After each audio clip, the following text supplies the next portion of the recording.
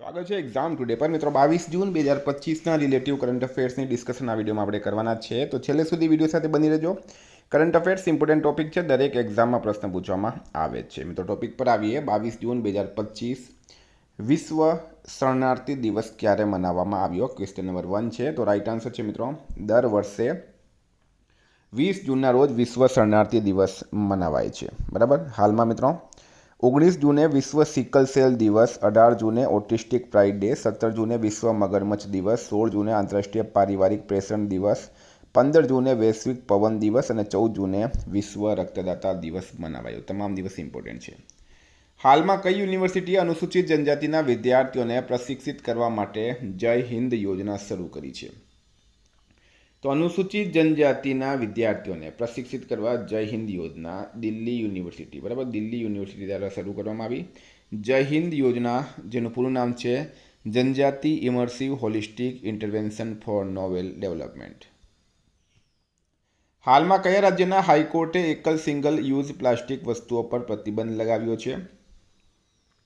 તો મિત્રો કેરળ હાઈકોર્ટે હાલમાં સિંગલ યુઝ પ્લાસ્ટિક વસ્તુઓ પર પ્રતિબંધ લગાવ્યો. બરાબર, સિંગલ યુઝ પ્લાસ્ટિક વસ્તુઓ પર પ્રતિબંધ લગાવ્યો છે. ભૂપેન્દ્ર પટેલે કયા જિલ્લામાં સિંચાઈ અને પાણીને લગતા 696.25 કરોડના 12 વિકાસ પ્રકલ્પોનું લોકાર્પણ કર્યું? તો ગુજરાતનો પ્રશ્ન મિત્રો, આપણા વિડીયોમાં દરેક ચોથો પ્રશ્ન ગુજરાતનો હોય છે. સુરેન્દ્રનગર રાઈટ આન્સર છે. ગુજરાતના મુખ્યમંત્રી ભૂપેન્દ્ર પટેલે સુરેન્દ્રનગરમાં સિંચાઈ અને પાણીને લગતા 696.25 કરોડના 12 વિકાસ પ્રકલ્પોનું લોકાર્પણ કર્યું છે. વિદ્યાર્થી મિત્રો, એક્ઝામ આવી રહી છે રેવન્યુ તલાટી, અત્યારથી તૈયારી ચાલુ કરી દો. 30 માર્કનું કરંટ અફેર પૂછાશે. બરાબર, એક્ઝામ ટુડેની 4 વર્ષની મિત્રો આ મહેનત છે.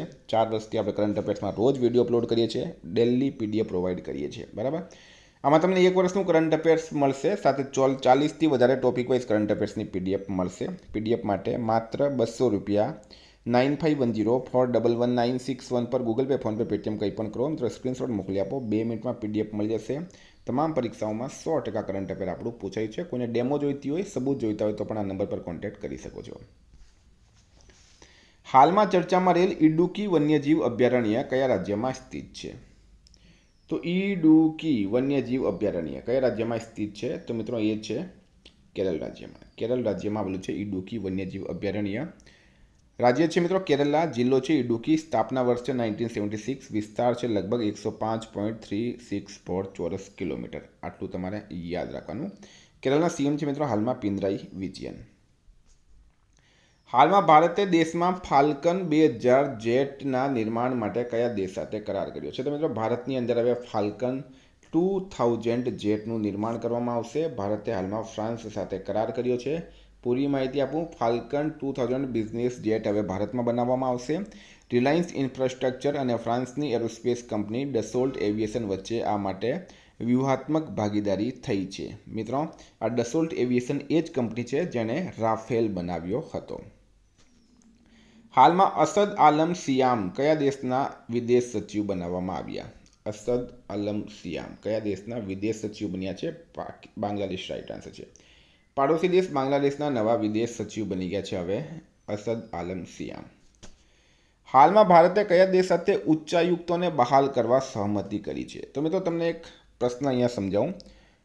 ફ્રાન્સમાં નવી સરકાર આવી, માર્ક કાર્ની ફ્રાન્સના નવા પીએમ બન્યા છે.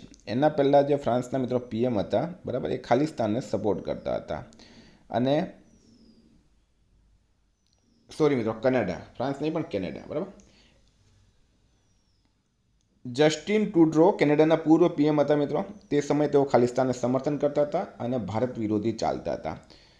તો બંને દેશો વચ્ચે સંબંધો બગડ્યા હતા અને આના કારણે બંને દેશોએ પોતપોતાના દેશમાં જે ઉચ્ચાયુક્ત છે એને હટાવી દીધા હતા. હવે મિત્રો જસ્ટિન ટ્રુડોની હાર થાય છે અને કેનેડાના નવા પીએમ બને છે માર્ક કાર્ની. અને માર્ક કાર્ની મિત્રો ભારત સાથે સારા સંબંધ ઈચ્છે છે. હાલમાં નરેન્દ્ર મોદી કેનેડા ગયા હતા G7ની બેઠકમાં સામેલ થવા. ત્યાં માર્ક કાર્ની અને નરેન્દ્ર મોદીની મુલાકાત થઈ. બંને દેશોએ પોતાના ઉચ્ચાયુક્તને બહાલ કરવા, એટલે કે ફરીથી ઉચ્ચાયુક્ત નિયુક્ત કરવા માટે સહમતિ આપી છે. હાલમાં નાણાં મંત્રાલય દ્વારા કોને ડિજિટલ પેમેન્ટ્સ એવોર્ડથી સન્માનિત કરાયા છે? તો ઇન્ડિયા પોસ્ટ પેમેન્ટ બેંક, બરાબર, ઇન્ડિયા પોસ્ટ પેમેન્ટ બેંક, નાણાં મંત્રાલય દ્વારા ઇન્ડિયા પોસ્ટ પેમેન્ટ બેંક ને ડિજિટલ પેમેન્ટ્સ એવોર્ડથી સન્માનિત કરાઈ. હાલમાં સચિન તેંડુલકર ફાઉન્ડેશન કયા રાજ્યમાં દંતેવાડામાં 50 રમત મેદાનો બનાવશે? તો સચિન તેંડુલકર ફાઉન્ડેશન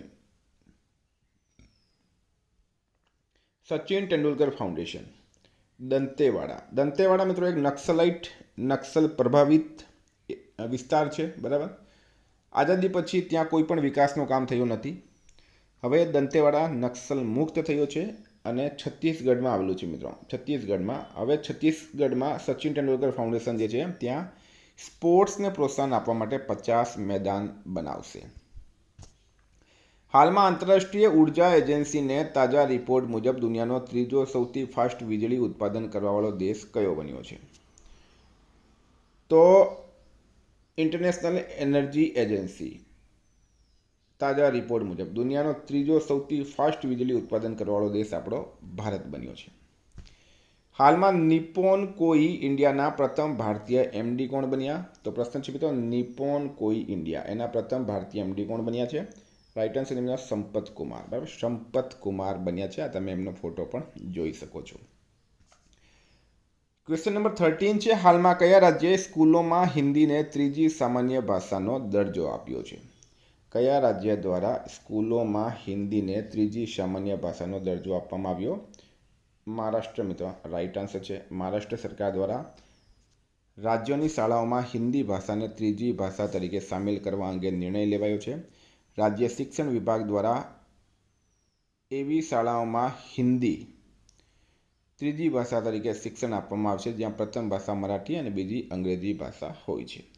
મહારાષ્ટ્રના સીએમ છે દેવેન્દ્ર ફડણવીસ. મહારાષ્ટ્રના રાજ્યપાલ છે મિત્રો CP રાધાકૃષ્ણન. મહારાષ્ટ્રનું કેપિટલ છે મિત્રો મુંબઈ. હાલમાં કોણ MITમાં પ્રથમ ભારતીય મૂળના પ્રોવોસ્ટ બન્યા છે? MIT એટલે મિત્રો મેસાચ્યુટ્સ ઇન્સ્ટિટ્યૂટ ઓફ ટેકનોલોજી. એમાં પ્રથમ ભારતીય મૂળના પ્રોવોસ્ટ કોણ બન્યા છે? તો સિન્થિયા બર્નહાર્ટ રાઇટ આન્સર થશે. હાલમાં વિવેક લાગુનું નિધન થયું છે, તેઓ કોણ હતા? પ્રખ્યાત અભિનેતા હતા મિત્રો વિવેક લાગુ. હાલમાં એમનું નિધન થયું છે, આપણે એમને શ્રદ્ધાંજલિ આપીએ. હાલમાં સુરક્ષા, યાત્રી સુવિધા અને વિમાન પ્રદર્શન પર નાગર વિમાનન મંત્રાલયની સમીક્ષા બેઠકની અધ્યક્ષતા કોણે કરી છે? રામમોહન નાયડુએ. સુરક્ષા, યાત્રી સુવિધા, વિમાન પ્રદર્શન પર નાગર વિમાનન મંત્રાલયની સમીક્ષા બેઠકની અધ્યક્ષતા રામમોહન નાયડુએ કરી. રામમોહન નાયડુ મિત્રો કેન્દ્રીય ઉડ્ડયન મંત્રી છે. હાલમાં કેન્દ્ર સરકારે દેશના વિવિધ ભાગોમાં કેટલા ડ્રાઇવિંગ પ્રશિક્ષણ સ્કૂલ ખોલવાનો નિર્ણય કર્યો છે? 2000. તો મિત્રો ઉમ્મીદ કરું તમને વિડીયો ગમ્યો હશે. એક્ઝામ ટુડેની એપ્લિકેશનની લિંક ડિસ્ક્રિપ્શનમાં છે. PDF માટે 9510411961 પર કોન્ટેક્ટ કરો. Thank you. ફરી મળીશું. જય હિન્દ, જય ભારત.